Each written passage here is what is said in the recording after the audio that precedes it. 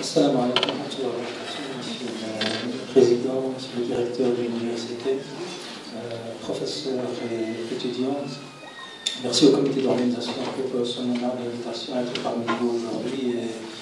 Je me réjouis, moi, ce matin d'avoir cette présence aussi importante qui se confirme de semaine en semaine, si je peux dire, puisque de campus en campus, nous constatons, alhamdoulilah, un dynamisme du secteur académique pour,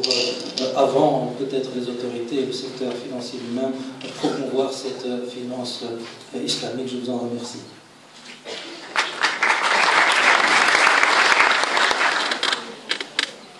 Alors, donc le sujet qui m'a été imparti en quelques minutes, effectivement, ce sujet pourrait prendre des heures de présentation, tellement il est aujourd'hui à la pointe de ce qu'on appelle l'industrie de la finance islamique, avec ce secteur des soukouk que nous allons essayer d'expliquer assez rapidement dans le temps qui est imparti. Mais si le Maroc devait aujourd'hui s'orienter vers l'émission de soukouk, tant côté émetteur qu'investisseur, je pense qu'il n'y a qu'un seul élément qui, pour moi, est significatif aujourd'hui de l'évolution de cette industrie qui est représentée dans ce schéma, c'est que si on sait qu'aujourd'hui la finance islamique est là pour rester, ce n'est plus un épiphénomène, je pense que les chiffres parlent d'eux-mêmes, les chiffres dont on a cité de taux de croissance à 2 chiffres justement, celui peut-être qui est plus éloquent, et on a évoqué les pays du Golfe, on a évoqué notamment l'Arabie Saoudite, qui effectivement a commencé assez tard à la finance islamique. Certes, il y a eu quand même à racheter quelques institutions, mais pas vraiment au nom de la finance islamique, puisque ce terme était quasi un sacrilège dans les terres de l'islam, si je peux dire, dans le lieu saint de l'islam. Eh bien, aujourd'hui, l'Arabie Saoudite est en voie, le taux de pénétration est entre 40 et 50% de la finance islamique, ce qui est un bond assez considérable en quelques années. Bien sûr, ils ont les moyens que nous n'avons pas, mais comme plusieurs de mes collègues l'ont affirmé, il s'agit de repartir là, ou de bâtir là, sur ce... là où sont arrivés les autres pays, et je pense que notre pays doit prendre des leçons sur ce sujet. Donc le chiffre que je voulais citer, c'est simplement dire pourquoi le Maroc aujourd'hui doit s'intéresser au soukouk. Pour moi, simplement parce que c'est aujourd'hui une classe d'actifs importante et qui rentre bien dans la nécessité de l'évolution, de la réforme du système financier international aujourd'hui, qui est l'adossement à des actifs. Et les soukouk sont les outils par excellence justement d'adossement à des actifs, certes avec certaines critiques que nous allons avoir, mais il s'agit avant tout d'un outil de développement. Et le chiffre donc, que je voulais citer, c'est de dire que pour la première fois en 2012,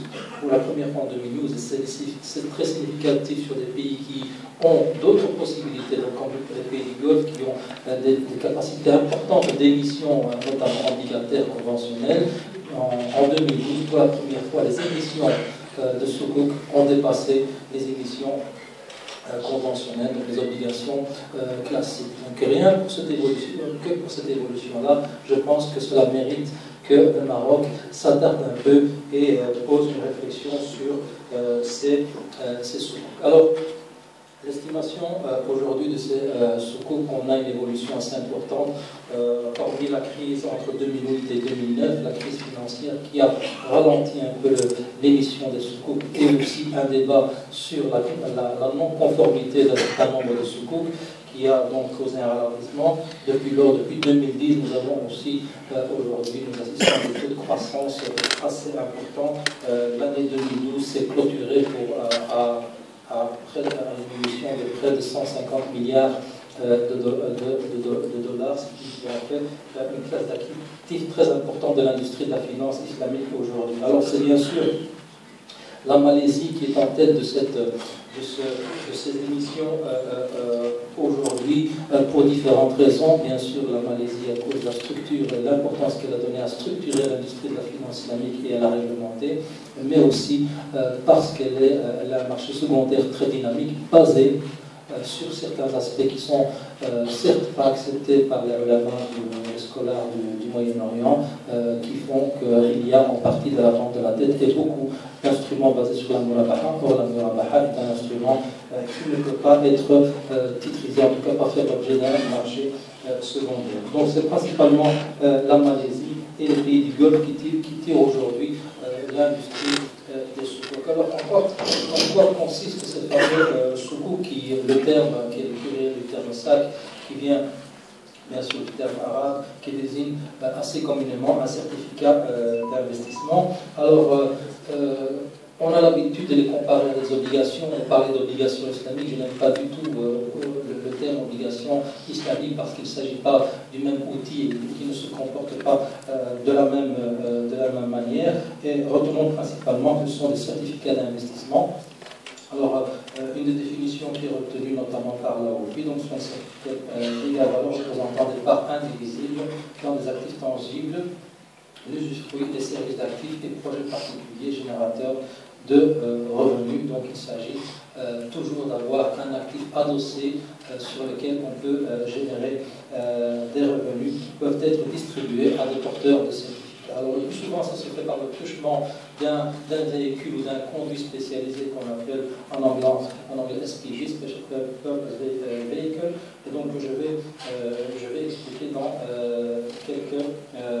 secondes. Et donc le certificat donne en droit à un paiement différé d'une vente et d'un revenu divers basé sur des instruments bien sûr charia compatibles, même s'il y a eu quelques débats autour de cet aspect-là récemment. Alors, il existe différents types de soukouk aujourd'hui, et là aussi, l'organe qui émet les normes, notamment comptables, charia, de gouvernement, d'éthique, etc., pour l'industrie de la finance islamique, en sens, en tout cas, on autorise 14, mais les plus courants sont les soukouk ijara, musharaka, salam, istisna et murabaha, sont toutes les produits classiques que nous connaissons de la finance islamique. Et comme je vous disais, un certain nombre des soukouk peuvent se négocier sur les marchés, mais pas deux d'entre eux, notamment le salam istisna et trois d'entre eux, le salam istisna et la murabaha, parce qu'il s'agit notamment de créances, et les créances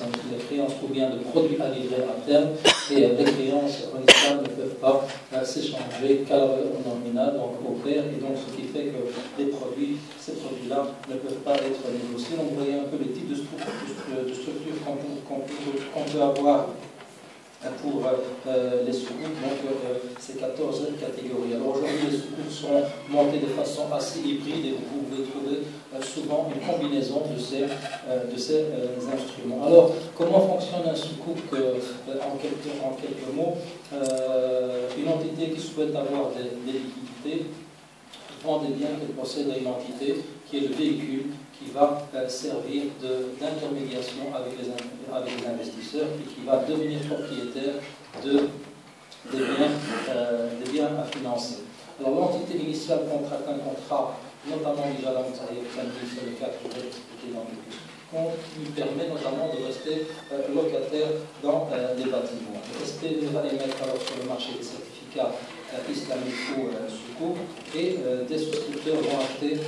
ces certificats. Alors, le véhicule va transférer le montant de la souscription à l'entité initiale qui est l'émettrice pour disposer de liquidités. L'entité initiale est locatrice du bien ou de lieu verse alors des loyers périodiques et rémunérant ainsi les souscripteurs. Alors, le schéma classique que nous avons notamment sur un soukouk ijara, qui sont les soukouk les plus